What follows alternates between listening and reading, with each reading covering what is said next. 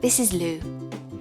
She is a printmaker and illustrator and works primarily with lino and blocks to create patterns and illustrations for products that she sells in her shop.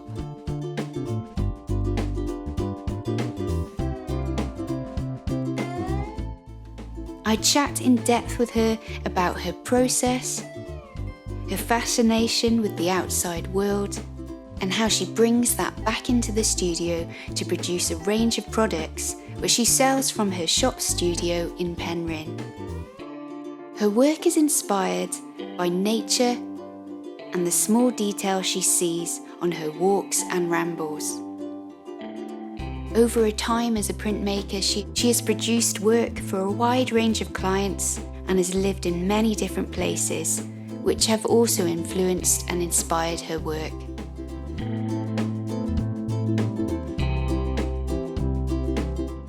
She talks about her love of printmaking, having inky fingers and using her grandfather's tools, and the importance of passing this traditional craft on to the next generation.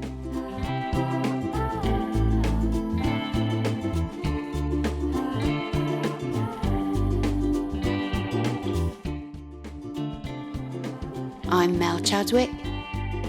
This is episode 3. Welcome to Creative Conversations. Hi guys, welcome to another Creative Conversations. Today I have the lovely printmaker Lou Tonkin with me. Welcome Lou. Hi. I want to talk to you about what you do.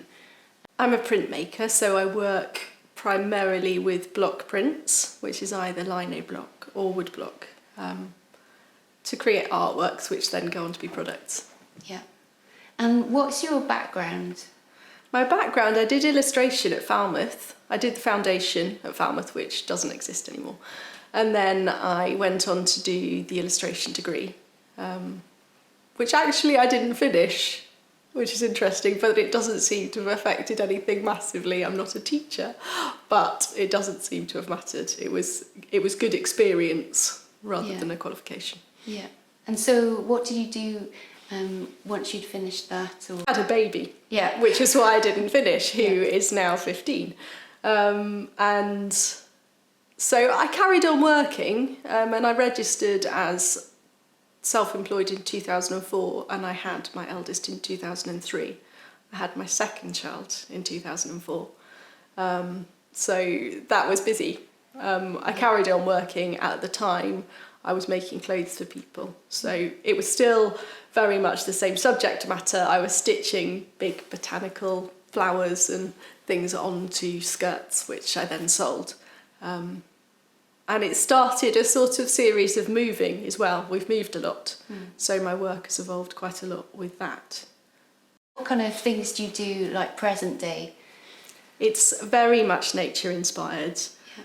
Quite a lot of it probably goes back to my upbringing of growing up in Cornwall and spending hours walking lanes and enjoying small details. So if you walk past the same place every day, if you walk past the same bit of hedgerow that has the same things growing, you notice it when it grows. You notice the change in the smell as you walk along.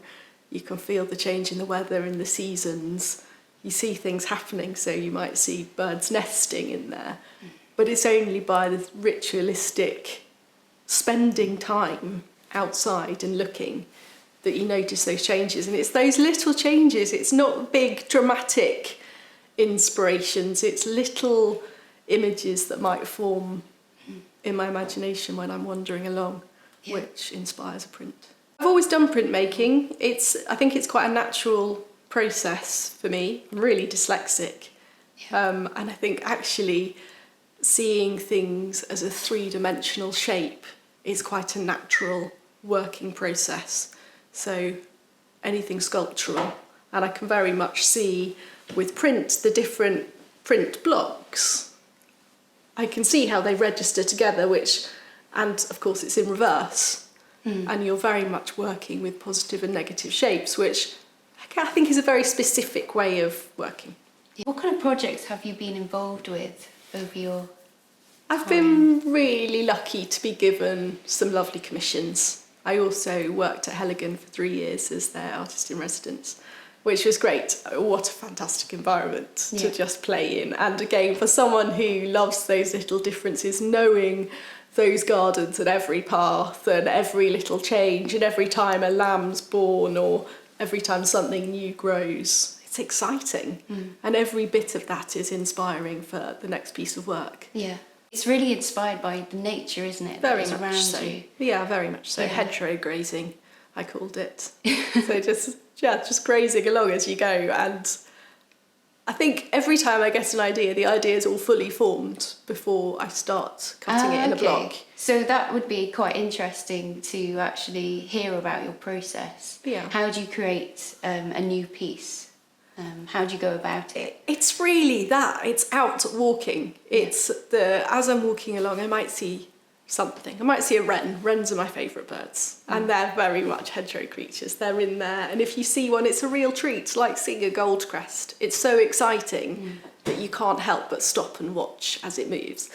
And then when it goes on and you see where it was sitting, and like this morning I noticed the blackthorn blossoms out, and it's so pretty. And you can't not be inspired by that. And then you get a sort of little vignette image of how that might sit in the print. Because I have to make product to sell, my brain naturally works in actually that would be a great bag. That would be a really good shape for doing a tea towel, which would look lovely in someone's kitchen. Yeah. That's how it works. And then I've already seen that image. It's there. Every line is fully formed in my head. Wow. Before I go back, draw it in my sketchbook, reverse it, goes onto block, and then I cut it. And how long does the block take to create? Probably the more excited about it, the quicker it is. I'm a quick worker. I always have been. I've tried over the years to do it really slowly because I think, well, actually, if it's slow, I've probably taken more care and it'll be more considered. But actually, it's better when I'm excited about it and it's passionate and I just do it. I guess my hand works faster than my head at that point because I already know what's there. I'm not thinking about the next mark because I've already imagined what it's going to look like. So did you learn that kind of process, that way of working, or is it something that it's just how my head works. Yeah. So it sounds almost like a photographic kind of way of working. I've got a good photographic memory. Faces, I've always had a thing that I just don't forget faces. So sometimes I go to somewhere and think I know someone when I might have just seen them in a supermarket queue. That can be a little bit embarrassing sometimes. But yes, I've got a very visual brain. So it works in that way. That's quite incredible to be able to see something in your environment and then process it almost like instantly into maybe how you can see it working on a product. But I think it's a different way of communicating, isn't it? It's just like people that are good at writing maybe would go home and write something about something they've seen. It's recording information, and I think for me, printmaking and illustrating is just a different way of recording information. It's just communication. Yeah. So do you keep a lot of sketchbooks? I've got lots of sketchbooks. Years worth of sketchbooks. I've always got one. The one I've got at the moment is quite big, so it's not very portable. So I have to think about where I'm going to go for a walk so that maybe I can park near and stop at the end and draw, because otherwise it's crazy heavy. And all the sketchbooks, do you look back over them? And if you say you want to produce a new piece, or do you use them? I do sometimes. I always have good intentions of doing that. It's only when I find myself looking through a sketchbook for another reason. Maybe I've written down someone's number, that I come across an old sketch of an idea and think, oh yeah, I was going to do that and I hadn't. Which is quite exciting. It's like visiting old friends. What about colour palette? How do you kind of choose your colours? Because they are, you know, for printmaking, you do have a limited colour palette, don't you? It's very monochrome. I like colour, but not in my work necessarily. I really like some beautiful muted tones, you know, some the colour of the sea, you know, that really sort of hammered, steely green, blue is beautiful. And I've got that on the beachcomber print.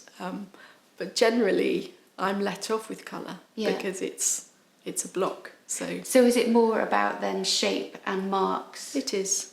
Yeah, definitely.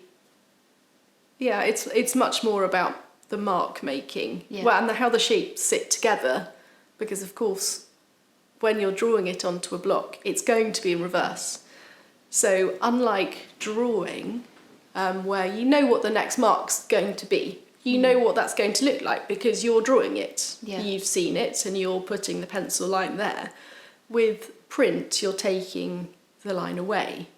So you're working a sort of in reverse. And because the image is in reverse as well, it's a surprise to me as much as anyone when I print it. Yeah. So I still do that, run around the room, excitement, thrill from peeling off the first print to see what it looks like. Of course, I know sort of what it's going to look like, but not completely. Yeah. It's still a surprise. Yeah. Sometimes you can take away the wrong bit, accidentally, or because you thought that was what it was going to be, and it doesn't look quite as you like in the end. Yeah. But the good thing is you can change it. You can take it away. It's very much about the process printmaking. It's really not about working towards a final image. It's very much the little journey as you go of changing it and I see. So and you then keep printing. taking away bits as you go and as you print it. Well, you can. Now I just do what I do. Yeah.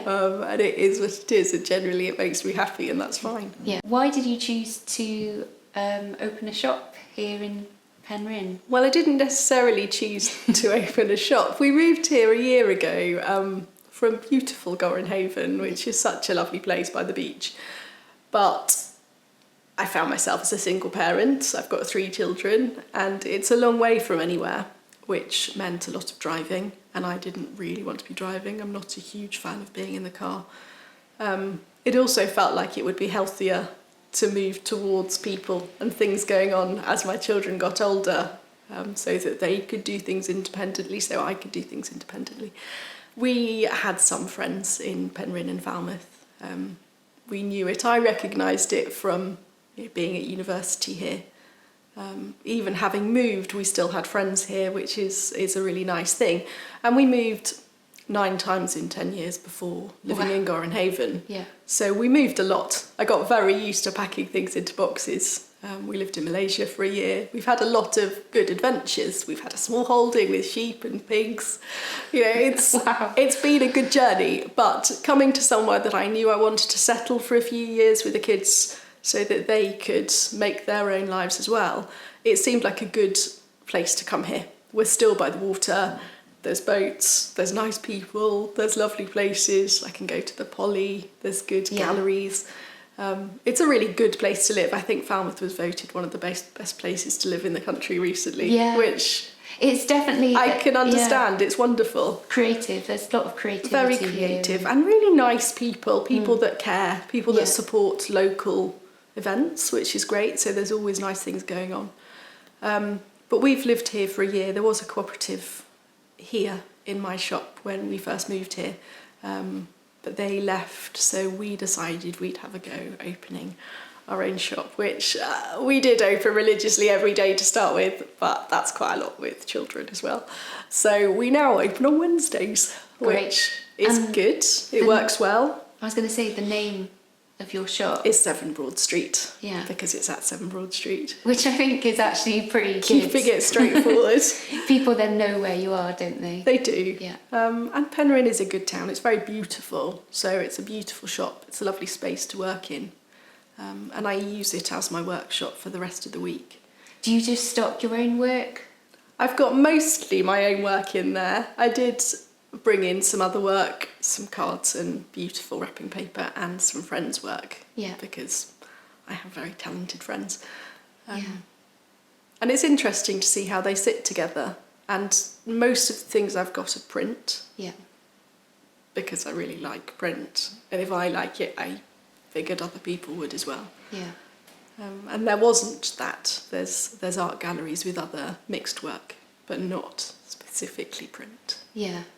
Yeah, I think it's really kind of tactile, the items that you have got. You know, you want to just pick them up, you want to look at them and look at the detail, and it's not, you know, it's just really fascinating, I think, having... I think it feels properly crafted. Yeah. It feels considered. It's done with old-fashioned tools with wooden handles and blocks and ink that comes out of a tin. Yeah. You know, it's a basic, ancient, beautiful craft. And I think that comes across in the work, that it does feel tactile. You can feel those marks in original print. Yeah. And it's a real joy. You get inky fingerprints, which isn't something you'd get if something was digital. And that's the bit I like. Yeah, and I was going to ask actually, you know, why do you think it's so important to have these traditional skills in a world that is increasingly more digital? I think the digital process is fascinating. It's not one I understand. I'm fairly old school when it comes to craft. I like the process of making something with my hands, with tools. I have tools that my grandfather had, and my grandfather was a big impact on my life growing up. And I think it's just a joy to have real things. And that doesn't mean I don't value people that can use computers, but it's not how I want to spend my life. And I think also passing on those skills, if someone else can see something you've made and that it's been handmade and that it's available, people can do it themselves, then it might inspire someone else. I suppose it's like all traditional crafts. It's like the joy of Cornish singing or any of those things, traditions that possibly we take for granted, that actually you need to write the words down so that you can pass them on to the next person. Yeah. The same with any craft, whether that's knitting or printmaking or painting. And you learn things, don't you, through doing those crafts? It's not just the end product. Absolutely. It's that journey process in making of how your work evolves, how you develop your own methods. And no matter how you're taught to do things by someone, there's always going to be a way that you change it. Yeah. I love it if someone sees my work somewhere in a gallery or a magazine, and they send me a little email saying they've seen it and how lovely it was to see it because it's so recognisably my work. And that's an absolute joy. That's the most I can hope for. Yeah, yeah. That someone can recognise you in your work. Absolutely. Yeah. My final question would be, what kind of advice would you give to your younger self? Stop worrying so much. Don't be so anxious about how things will turn out, what things will look like in the end. Yeah. And to enjoy it, and to enjoy that little details. It's the details. Yeah. It's the small bits of time shifting along, and to appreciate those moments for being there at that moment. Okay, so your top tips would be enjoy the moments and don't worry. And look around you. Okay.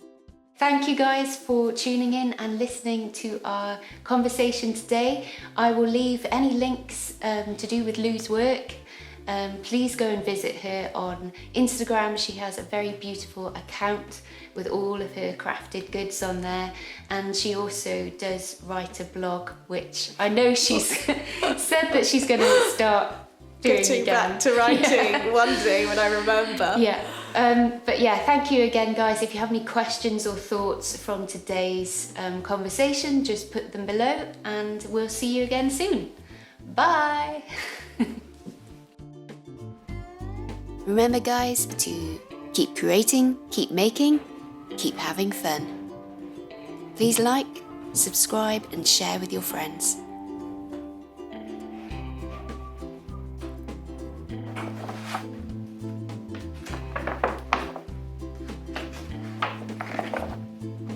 I like these magazine articles. They're cool, aren't they?